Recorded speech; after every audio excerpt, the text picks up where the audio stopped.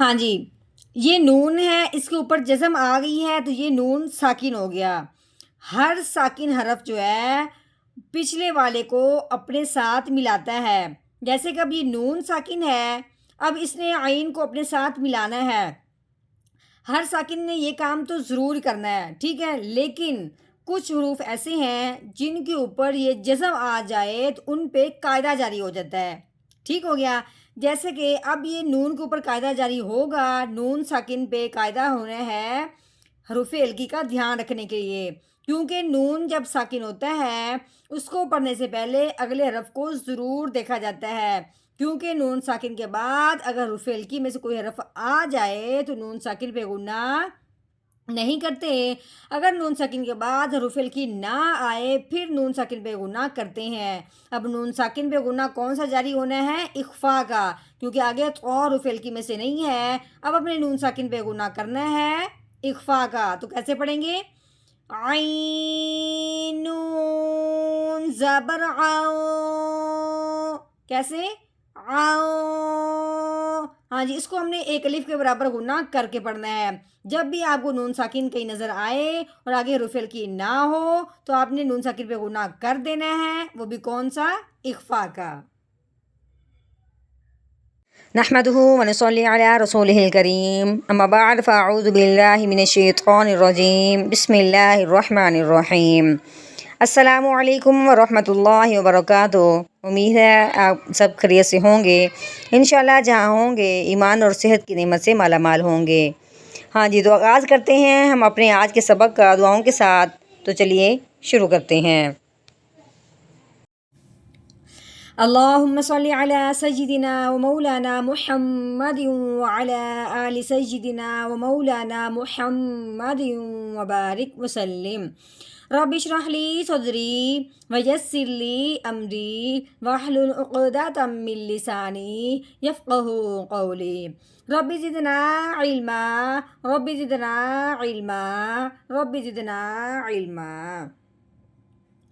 اعوذ باللہ من الشیطان الرجیم، بسم اللہ الرحمن الرحیم۔ ہاں جی، یہ لام ہے، ٹھیک ہو گیا، لام کے اوپر زبر لگی ہوئی ہے۔ اب لام کے اوپر زبر ہے تو اس کو ہم نے کیسے پڑھنا ہے؟ لام زبر لا، آگے یہ تا کے اوپر زبر لگی ہوئی ہے، آگے دیکھیں یہ رو ہے، رو کے اوپر جزم لگی ہوئی ہے تو رو ساکن ہو گیا۔ یہ جزم جس حرف کے اوپر آتی ہے اس حرف کو ساکن ہی کرتے ہیں، ٹھیک ہے، یعنی کہ اس کے اوپر کوئی زبر زیر پیش نہیں ہوتی۔ یہ جزم جب آ جائے تو وہ پچھلے والے کو اس حرف کے ساتھ ملا دیتے ہیں، ٹھیک ہے۔ اب ہم نے تا کو اس رو کے ساتھ ملانا ہے اس جزم کی وجہ سے، ٹھیک ہو گیا۔ دوسری بات، رو کے اوپر زبر ہو یا زیر ہو یا پیش ہو، اس کو موٹا باریک کرنے کا قاعدہ بنتا ہے۔ اگر تو رو کے اوپر زبر یا پیش ہو تو رو موٹی ہوتی ہے، اگر رو کے نیچے زیر ہو تو وہ رو باریک ہوتی ہے، ٹھیک ہو گیا۔ لیکن اب اس کے اوپر جزم آئی ہے، کوئی زبر زیر پیش کچھ نہیں ہے، تو اب اس کو موٹا کرنا ہے، باریک کرنا ہے، تو کیسے سمجھیں گے؟ اس کو سمجھنے کے لیے ہم نے پیچھے دیکھنا ہے۔ جیسے رو کے اوپر زبر یا پیش ہو تو وہ رو موٹی ہوتی ہے، اسی طرح رو کے پیچھے زبر یا پیش ہو تو رو موٹی ہوگی، رو کے پیچھے زیر آئے گی تو رو باریک ہو جائے گی، ٹھیک ہو گیا، سیم ہی بات ہو جائے گی، لیکن دیکھنا پیچھے کو ہے اس جزم کی وجہ سے۔ تو اب ہم نے تا کو رو کے ساتھ ملانا ہے، رو کو موٹا کرتے ہوئے، تو کیسے پڑھیں گے؟ تارو زبر تارو، لا تارو، ہاں جی۔ اب آگے کاف، کاف کے اوپر زبر لگی ہوئی ہے، کاف زبر کا، لا تارو کا، ہاں جی۔ اب یہ با ہے، با کے اوپر پیش لگی ہوئی ہے، یہ نون ہے، نون کے اوپر 3 دندوں والی شد لگی ہوئی ہے۔ اب شد جس حرف کے اوپر آئے اس حرف کو مشدد کہتے ہیں، شد سے وہ حرف مشدد بن گیا۔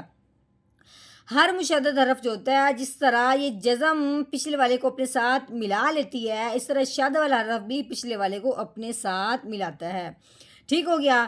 اب دوسری بات، شد جب آتی ہے نون کے اوپر، جیسے کہ اب یہ شد نون کے اوپر آئی ہے تو وہ نون والا جو شد ہے وہ پچھلے والے کو اپنے ساتھ ملائے گا تو صحیح، لیکن ساتھ ساتھ غنہ بھی ہوگا۔ اب غننے کا مطلب کیا ہے کہ ہم نے نون کا غنہ کرنا ہے تو یہاں نون کی بات کریں گے، ہم نے ناک میں سے آواز نکالنی ہے، منہ کو بند نہیں کرنا، تو کیسے پڑھیں گے؟ بانون پیش بن، ٹھیک ہو گیا۔ جب ہم نے بن کہنا ہے تو اس کو ہم نے لمبا کر دینا ہے، آواز کو ہم نے ناک میں سے نکالنا ہے۔ لاتاؤ کا بن، اب نون کے اوپر زبر لگی ہوئی ہے، نون زبرنا، لاتاؤ کا بن۔ ہاں جی، آگے یہ تو ہے، تو کے اوپر زبر لگی ہوئی ہے تو کیسے پڑھیں گے؟ تو زبر تو، با ہے، با کے اوپر زبر لگی ہوئی ہے، با زبر با، توبہ۔ اب یہاں دیکھیں قوف ہے، اس کے اوپر لگی ہوئی ہے دو زبر، اب دو زبر ہوں یا دو زیر ہوں یا دو پیش ہوں اس کو تنوین کہتے ہیں، ٹھیک ہے۔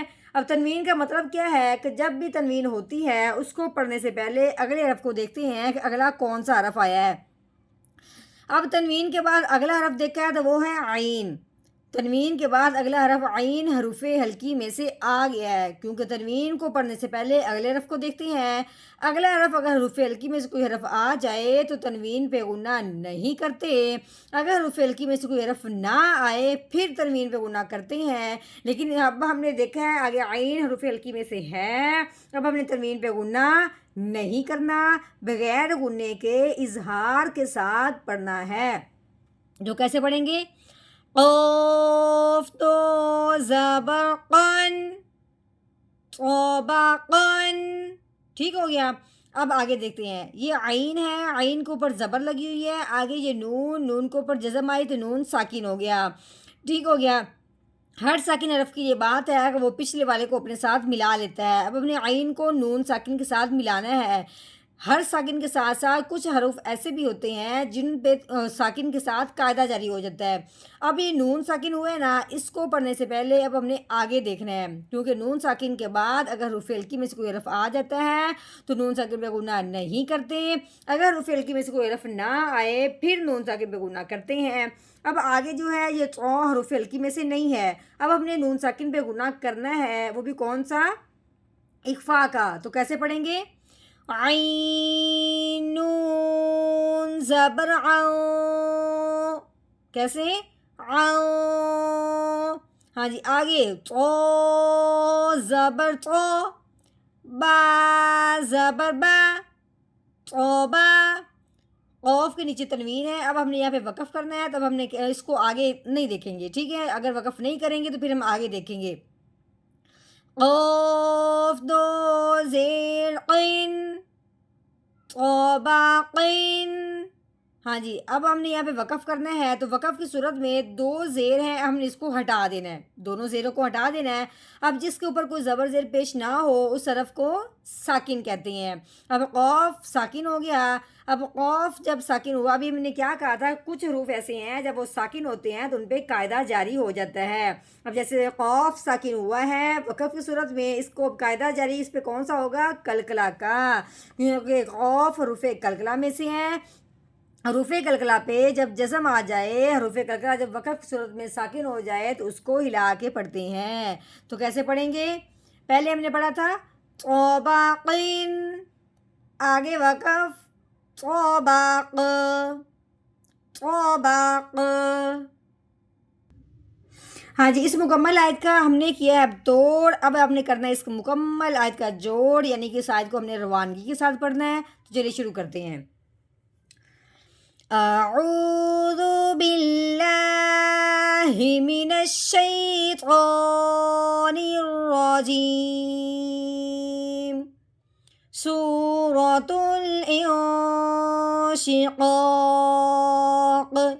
مکیہ، بسم اللہ الرحمن الرحیم، لا تركبن طبقا عن طبق، لتركبن طبقا عن طبق